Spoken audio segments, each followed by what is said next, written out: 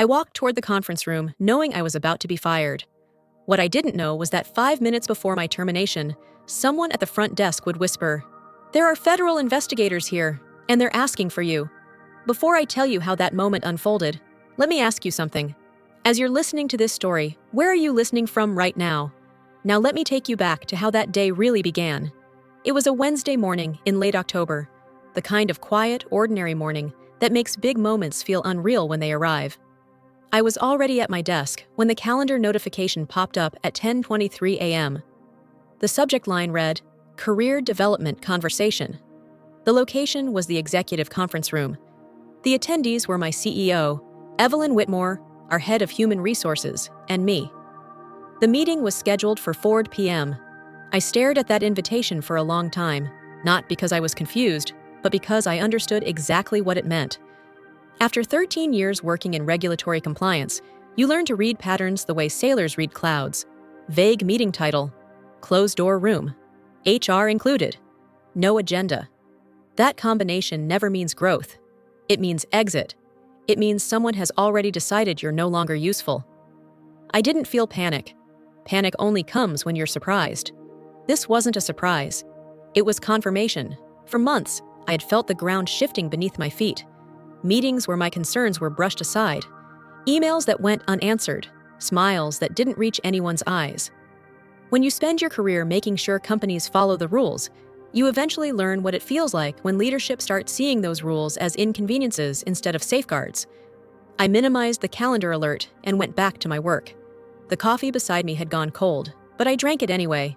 Muscle memory doesn't stop just because someone upstairs has decided you're disposable. That morning, I finished a compliance audit no one had asked for. I double-checked temperature logs. I reviewed documentation I already knew wasn't clean. I did the job I'd always done, even though part of me understood it might be the last time I did it there. I also did something else. Quietly, carefully, I began packing up my desk. I slid framed photos into my bag.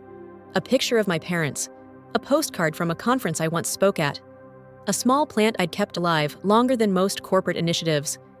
I didn't do it dramatically. I didn't do it in anger. I did it the way you do anything after enough experience has taught you not to fight the weather. People around me noticed, but no one said anything. Conversations lowered as I walked past. Eyes suddenly focused very hard on computer screens.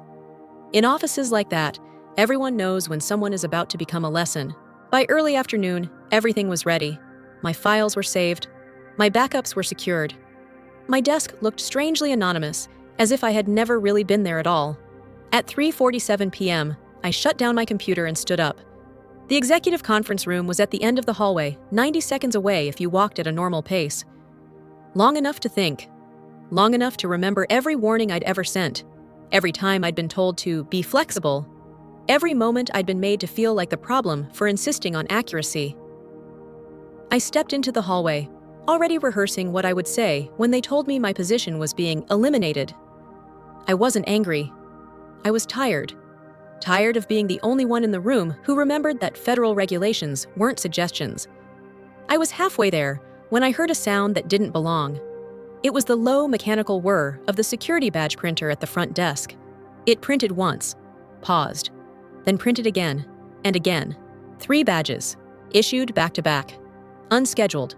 I slowed my steps and glanced toward the glass wall separating the hallway from the lobby. 3 people stood at the reception desk. 2 men and a woman. Dark suits, purposeful posture. The kind of stillness that doesn't come from waiting, but from authority. The receptionist's voice carried down the hall, tight and shaking. "There are federal investigators here," she said into the phone. "They're asking for the regulatory compliance officer. They say it's urgent." That's when I changed direction.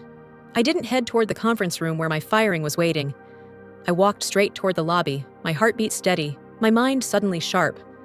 Because in that moment, I understood something with absolute clarity. This day was never really about my termination. It was about the truth finally arriving on time. I had spent most of my career being invisible by design. Regulatory compliance is not a job that earns applause. When it works, nothing happens. No headlines, no praise, just quiet continuity. My responsibility was simple to describe and exhausting to carry. Make sure every report we sent to federal agencies reflected reality, not convenience. That meant tracking warehouse temperature logs for sensitive medications, verifying storage protocols, confirming that every employee who handled controlled substances had completed mandatory training, and ensuring that security audits were real, not symbolic. It was meticulous work, often repetitive, and almost always unpopular. But it was also the final barrier between a functioning company and a federal violation. For years, that role had protected the company, even when no one noticed. That changed when Evelyn Whitmore arrived. Evelyn came in as the new CEO, with the confidence of someone who had never had to answer directly to regulators. She had built her career in consulting, where speed was celebrated and friction was framed as inefficiency. In her first company-wide meeting, she spoke about streamlining workflows, reducing unnecessary drag, and moving at market pace. The words were polished, reassuring, and dangerous. At first, the shift was subtle. Deadlines tightened. Questions were discouraged. Meetings ended with phrases like, "Let's not overcomplicate this," or "We'll clean it up next quarter." Compliance stopped being a foundation and became, quietly, an obstacle. I started seeing the cracks almost immediately. The first issue appeared in the temperature monitoring system for one of our warehouses. Alarms had been triggered multiple times over a single quarter, indicating potential excursions outside the safe range for certain medications. Under federal regulations, each alarm required documentation, investigation, and, if necessary, quarantine of affected inventory. Instead, I found acknowledgments without follow-up, gaps where reports should have existed. When I raised the issue with operations, I was told the alarms were too sensitive and that the fluctuations were insignificant. I explained calmly and in writing that sensitivity was irrelevant. The requirement was documentation. The response I received was polite but dismissive. "Let's keep momentum moving," my supervisor wrote. That phrase became a pattern. In August, I reviewed training records ahead of our quarterly filing. Several employees had incomplete certifications due to a software issue that locked them out of final assessments. I flagged it and requested either a deadline extension or an accurate disclosure. The reply came back quickly. "Mark it complete for now," I was told. "We'll run a refresher later." I remember staring at that email longer than I should have, not because the request shocked me, but because it crossed a line that couldn't be uncrossed. Marking incomplete training as complete was not a gray area. It was falsification. I refused. I put my objection in writing. The next day, I was called into a meeting and told, with practiced concern, that I was becoming inflexible, that I needed to be more pragmatic, that in a growing company, technical correctness had to be balanced with business realities. "Technically, you're right," my supervisor said, smiling, "but technically isn't always helpful." I left that room understanding something had shifted. Being correct was no longer enough. In fact, it had become a liability. The final confirmation came with the security audits. Our quarterly report stated that a comprehensive physical security review had been completed on a specific date, with my name listed as the reviewing officer. I knew that audit had never happened. A partial walkthrough, yes. A checklist filled out to meet a deadline, absolutely. But not a full audit. When I pushed back, I was told the audit was substantially complete, and that I was being pedantic. The word was delivered gently, almost kindly, which somehow made it worse. From that point on, the process changed. Instead of asking me to certify questionable information, data began arriving already sanitized. Boxes checked. Dates filled in. Everything looked perfect on paper. Only later, when I dug deeper, did I see the disconnect between what was reported and what had actually occurred. I documented everything. Every email I sent, every response I received, every discrepancy I found. Not because I was planning a confrontation, but because experience had taught me that memory is fragile and documentation is not. Gradually, my role shifted in the eyes of leadership. I was no longer the person protecting the company. I was the person slowing it down. The one who asked uncomfortable questions. The one who wouldn't read the room. When the calendar invitation appeared, it didn't feel abrupt. It felt inevitable. By then, I already understood why I was being removed. Not because I failed at my job, but because I refused to stop doing it. I was already moving down the hallway when the sound reached me. At first, it was so ordinary that most people would have missed it. The low mechanical hum of the badge printer at the front desk. It printed once, paused, then printed twice more in quick succession. 3 badges, issued back to back, unscheduled. I slowed my steps and glanced through the glass wall that separated the hallway from the lobby. 3 people stood at the security desk, 2 men and 1 woman, all in dark suits, all standing with the kind of stillness that didn't come from waiting to be helped. It came from knowing you didn't need permission. The receptionist's voice carried farther than she probably intended. "There are federal investigators here," she said into the phone, her tone tight. "They're asking for the regulatory compliance officer. They say it's urgent." I felt something sharp and precise cut through the fog of resignation that had followed me all afternoon. It wasn't fear, it was recognition. I changed direction. Instead of continuing toward the executive conference room where my termination was waiting, I walked straight toward the lobby. The woman with the federal badge noticed me immediately. She had steel gray hair pulled back tightly and eyes that looked like they had heard every excuse imaginable and stopped believing them years ago. "Cynthia Barrett?" she asked. "Yes," I said. She extended her hand. "Special Agent Hoffman, Office of Inspector General. These are my colleagues." She gestured briefly to the 2 men beside her. "We're here to conduct an unscheduled compliance inspection related to your company's recent filings." My pulse quickened, not because I was unprepared, but because the moment I had been quietly anticipating had arrived without warning. "What do you need from me?" I asked. "Everything," she said calmly. "Documentation, correspondence, audit trails, and your honest assessment of whether the reports submitted over the last 6 months are accurate." Before I could respond, footsteps echoed behind me. I didn't need to turn around to know who it was. The tension in the air shifted as our head of human resources approached, her smile already forming and failing at the same time. "We weren't notified of any inspection today," she said quickly. Agent Hoffman didn't look at her. "Federal inspections don't require advance notice. We'll be speaking with Ms. Barrett first." There was a brief, uncomfortable silence before Hoffman turned back to me. "Is there a private space we can use?" I nodded. "Conference room 3. This way." As we walked, I caught the HR director pulling out her phone, her fingers moving too fast. Within seconds, every executive in the building would know what was happening. I felt strangely detached, as if I were watching the scene unfold from outside my own body.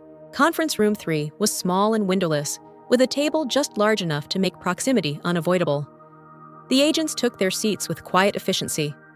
I sat across from them, folding my hands together to keep them still. Agent Hoffman opened a thick folder and slid a document toward me. I recognized it instantly. One of our quarterly compliance reports. My name appeared at the bottom. "Is that your signature?" she asked. "Yes." "Did you personally verify every item in this report before signing it?" I took a breath and looked at the neat check marks, the perfect dates, the reassuring language. Then I looked back at her.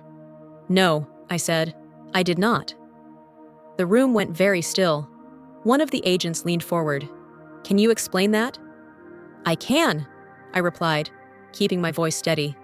"But before I do, I want to know if this conversation is being recorded." "It is," Hoffman said. "Audio only. You're not under investigation. We're determining whether your company is compliant." "Then I need something on the record," I said. "What I'm about to tell you directly contradicts what my employer reported to federal agencies. And approximately 10 minutes ago, I was scheduled to be terminated." Hoffman's gaze sharpened. "You were about to be fired?" "At 4 o'clock, I said. "Executive conference room. The meeting was scheduled this morning." She exchanged a brief look with the other agents. "Did they give you a reason?" "Not officially," I said. "But I know why. For the last several months, I've been trying to stop them from submitting inaccurate compliance reports." "Start from the beginning," Hoffman said, "and don't leave anything out." I opened my bag and pulled out my laptop. "I didn't come here with accusations," I said as the screen lit up. "I came with records." I walked them through email threads, internal notes, time-stamped warnings. Each document told the same story. Issues identified, concerns raised, responses minimized or ignored. In some cases, information altered before it ever reached me for review. "This isn't emotional," I said quietly. "It's procedural. I followed protocol. I documented everything." Hoffman studied the screen for a long moment before looking back at me. Why did you keep such detailed records? Because I knew eventually someone would ask, I said, and when they did, I wanted the truth to speak for itself. The weight of the moment settled heavily in the room. For the first time that day, I realized something fundamental had shifted. I was no longer walking toward an ending. I was standing at the beginning of something no one in that building had planned for. The knock on the conference room door was sharp and deliberate, the kind that announced authority rather than asked for permission. Every head in the room turned at once. Through the narrow window, I saw Evelyn Whitmore standing in the hallway, her posture rigid, her jaw set in a way I recognized from executive meetings, where outcomes were meant to be controlled. Agent Hoffman stood and opened the door before Evelyn could speak. "I'm Evelyn Whitmore, CEO of this company," Evelyn said, her voice calm but tight, polished by years of boardrooms and investor calls. "I need to know why federal agents are conducting interviews with my staff without notifying executive leadership." Hoffman met her gaze without hesitation. "We don't require permission to conduct compliance investigations. We're operating under federal authority." Evelyn's eyes flicked briefly toward me, then back to Hoffman. "And is Ms. Barrett being questioned as part of this?" "She's cooperating voluntarily," Hoffman replied, "and she's been very helpful." There was a pause, barely perceptible, but long enough for the air to thicken. I could almost see the calculations happening behind Evelyn's expression, the rapid reassessment of a situation she had clearly not anticipated. "I had a meeting scheduled with Ms. Barrett this afternoon," Evelyn said carefully, "at 4 o'clock. Hoffman's tone remained even. "That meeting should be canceled." Evelyn frowned. "On what grounds?" "Any adverse employment action taken against Ms. Barrett during an active federal inquiry would be considered potential retaliation against a whistleblower," Hoffman said. "That's a separate federal violation." The room went very quiet. I watched Evelyn process that sentence in real time. The authority she carried into the hallway wavered, just slightly, as the implications landed. The meeting that had been meant to end my career had just become a legal liability. "I understand," Evelyn said after a moment, "but I'd like to clarify something. Has Ms. Barrett made allegations against the company?" Hoffman didn't look at me when she answered. "She has provided documentation. We'll be speaking with you next, along with your operations leadership and anyone with signatory authority on federal filings." Evelyn's composure slipped, not enough to be dramatic, but enough to be visible. "Now?" she asked. "Now," Hoffman confirmed. Evelyn nodded once, stiffly. "Then I'll make myself available." When the door closed behind her, Hoffman turned back to me. "For the record," she said, "your scheduled termination is now formally noted. Any attempt to proceed with it will be treated as obstruction." I didn't respond immediately. The words felt unreal, like hearing someone read a verdict meant for a different life. Within minutes, the building began to change. Phones rang and went unanswered. Managers moved through the halls too quickly, their voices low and urgent. I saw members of the operations team escorted into separate conference rooms, their faces pale, their confidence evaporating as soon as they crossed the threshold. I returned to my desk under Hoffman's instruction, my role temporarily complete. The hallway felt different now. Conversation stopped when I passed, not with the quiet pity I'd felt earlier, but with something closer to unease. At 3:59 p.m., my computer chimed softly. The calendar invitation for my 4 o'clock meeting was gone. No explanation, no follow-up, just erased as if it had never existed. A minute later, an email from Human Resources appeared in my inbox. "The meeting scheduled for this afternoon has been postponed indefinitely. Please disregard the previous invitation." I stared at the screen, reading the sentence twice. It was carefully neutral, stripped of context, but the meaning was unmistakable. The decision that had felt so final that morning had dissolved under scrutiny it could not withstand. As the afternoon wore on, the consequences became more visible. Our operations manager was escorted out of the building, carrying a cardboard box with his personal belongings. The compliance supervisor avoided my eyes as she passed my desk, her hands trembling slightly. I didn't feel triumphant. What I felt was something quieter and heavier. For months, I had been preparing myself to walk away, to accept that doing the right thing had finally cost me my position. Instead, I was still there, seated at my desk, watching the system that had tried to push me out begin to fold inward on itself. An unfamiliar email appeared in my inbox just before I shut down for the day. The sender's name didn't register. "I just wanted to say thank you," it read. "I've seen corners being cut for a long time, and I thought I was the only one who cared. Knowing you spoke up makes this feel less hopeless." I leaned back in my chair and let out a slow breath. I had come to work that morning prepared to be erased. By the end of the day, my job was protected by federal law, and the people who had dismissed my warnings were being questioned under oath.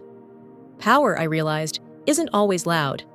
Sometimes it looks like documentation, patience, and the refusal to stop telling the truth, even when no one wants to hear it. And sometimes it arrives just in time. The investigation didn't end that day. It settled into the building like a long winter, quiet but relentless. Federal agents returned again and again, filling conference rooms with boxes of files and laptops, asking questions that no one could spin their way out of. Every department felt the weight of scrutiny. Meetings were canceled, decisions were delayed. The confidence that once powered the company drained away, replaced by caution and fear. Within weeks, the board made its move. Evelyn Whitmore's contract was terminated. No farewell email, no polished announcement, just absence. Several executives retained lawyers. Others were placed on leave. A few chose to resign before they were asked anything under oath. The fines were severe, millions of dollars that would sting for years. But the company avoided being shut down because it cooperated fully and corrected what could still be fixed. I didn't celebrate any of it. There was no moment where I raised my hands in victory or felt vindicated.